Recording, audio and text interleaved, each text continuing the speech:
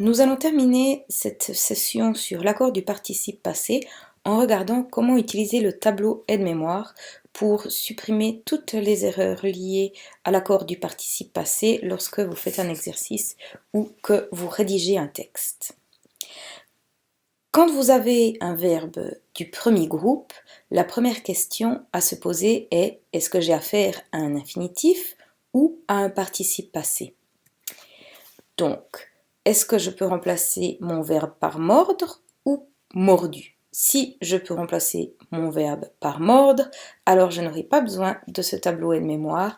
Je pourrai simplement écrire ER à la fin de mon verbe. Par contre, si je peux le remplacer par mordu, je vais devoir faire appel à ce tableau. Donc, la première chose à faire est de savoir si le participe passé a un auxiliaire ou non.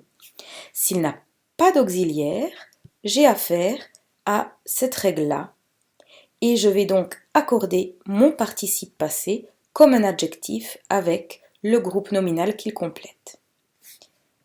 Si j'ai un auxiliaire, il va falloir déterminer si c'est l'auxiliaire être ou l'auxiliaire avoir.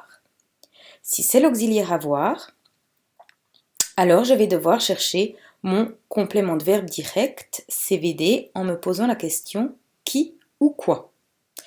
Si mon CVD est placé avant le participe passé, alors je vais accorder mon participe passé avec le CVD. Par contre, si mon CVD est placé après le participe passé, il n'y aura pas d'accord. Le participe passé reste invariable. Si on a le verbe être, l'auxiliaire être, on peut avoir affaire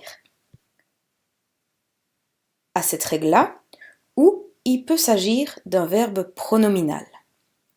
S'il n'y a pas de ce, S apostrophe, qui, attention, peut aussi se conjuguer et devenir me, te, nous, vous, si on n'a pas cela, alors on va regarder cette règle ici. C'est le verbe être, l'auxiliaire être, et je vais donc accorder mon participe passé avec le sujet.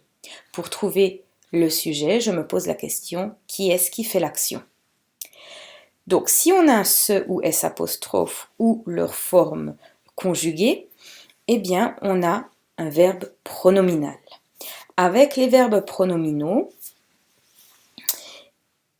il y a 3 règles différentes. On va d'abord regarder si le verbe auquel on a affaire est dans la liste des invariables. Est-ce qu'il s'agit de s'écrire, se mentir, se parler, se plaire, se sourire, se succéder, se téléphoner, se rendre compte, se faire?